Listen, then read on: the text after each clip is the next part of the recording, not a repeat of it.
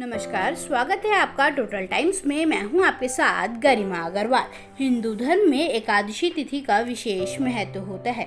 हर माह में 2 एकादशी तिथि होती है, एक कृष्ण पक्ष में और एक शुक्ल पक्ष में। साल भर में कुल 24 एकादशी तिथि होती है। भाद्रपद माह के शुक्ल पक्ष में पड़ने वाली एकादशी को अजा एकादशी के नाम से जाना जाता है। अजा एकादशी का विशेष महत्व होता है। हिंदू कैलेंडर के अनुसार 2 सितंबर 2021 दिन गुरुवार सुबह 6:21 से एकादशी तिथि आरंभ हो चुकी है। एकादशी का व्रत 3 सितंबर 2021 दिन शुक्रवार को किया जाएगा, जो 3 सितंबर 2021 दिन शुक्रवार को सुबह 7:44 पर समाप्त हो जाएगी। साथ ही अजा एकादशी व्रत का पारण 4 सितंबर 2021 दिन शनिवार को सुबह 6:01 से 8:24 तक किया जाएगा। आइए अब आपको बता देते हैं अजा एकादशी व्रत का महत्व। सनातन परंपरा में अजा एकादशी को भक्ति और पुण्य कार्यों के लिए बहुत महत्वपूर्ण माना जाता है। श्री कृष्ण ने बताया है कि अजा एकादशी का व्रत करने से सभी पापों और कष्टों से मुक्ति होती है और मृत्यु के बाद इंसान को मोक्ष की प्राप्ति होती है। जितना पुण्य हजारों वर्षों की तपस्या से मिलता है, उतना पुण्य फल सच्चे मन से इस व्रत को करने से प्राप्त होता है। एकादशी का व्रत भगवान विष्णु को अति प्रिय है और कृष्ण जन्माष्टमी के बाद यह पहली एकादशी है। इस दिन नारायण कवच और विष्णु सहस्त्र नाम का पाठ करना चाहिए। साथ ही दान, तर्पण और विधि विधान से पूजा करनी चाहिए। आइए अब आपको बता देते हैं अजा एकादशी व्रत कथा। राजा हरिश्चंद्र को तो सब जानते ही हैं।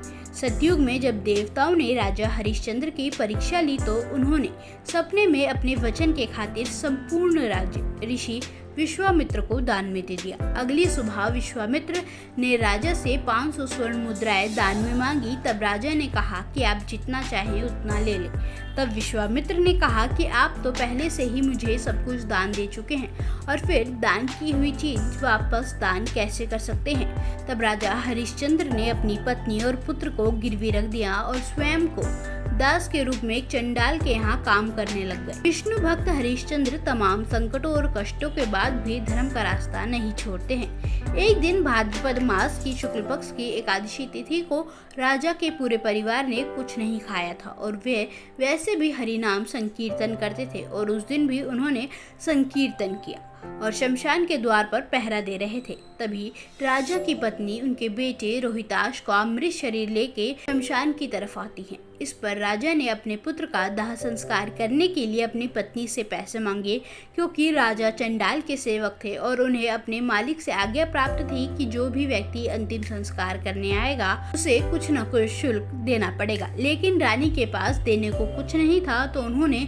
साड़ी का टुकड़ा फाड़ कर ही दे दिया। राजा के कर्तव्य परायणता को देखते हुए भगवान विष्णु अति प्रसन्न हुए और उनके पुत्र को जीवित कर दिया और सारा राजपाट वापस लौटा दिया। इस प्रकार अजा एकादशी का व्रत करने से राजा हरिश्चंद्र के सभी दुखों का अंत हुआ। आइए अब आपको बता देते हैं अजा एकादशी के व्रत की विधि। अजा एकादशी व्रत करने वाले जातक को ब्रह्म मुहूर्त में उठने के बाद नित्य क्रिया से निवृत्त होने के बाद भगवान विष्णु का ध्यान करे और व्रत का संकल्प ले। पूजा से पहले घट की स्थापना की जाती है, जिसमें घड़े को लाल कपड़े से सजाया जाता है। उसकी पूजा की जाती है। इसके बाद चौकी पर पीला वस्त्र बिछाकर भगवान विष्णु की प्रतिमा या तस्वीर को स्थापित करे, गंगा जल से उनका स्नान कराए। इसके बाद चंदन का टीका लगाते हुए अक्षत अर्पित करे। इसके बाद भगवान विष्णु को पीले फूल अर्पित करे, व्रत कथा का पाठ करे, साथ ही विष्णु सहस्त्र नाम का पाठ करे। फिर घी में थोड़ी हल्दी मिलाकर भगवान विष्णु की आरती करे। अजा एकादशी के दिन पीपल के पत्ते पर दूध और केसर से बनी मिठाई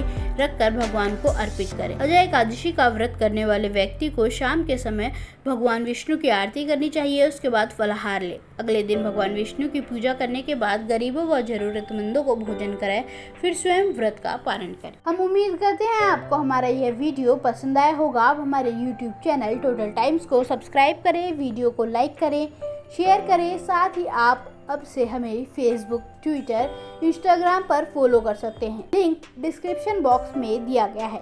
धन्यवाद।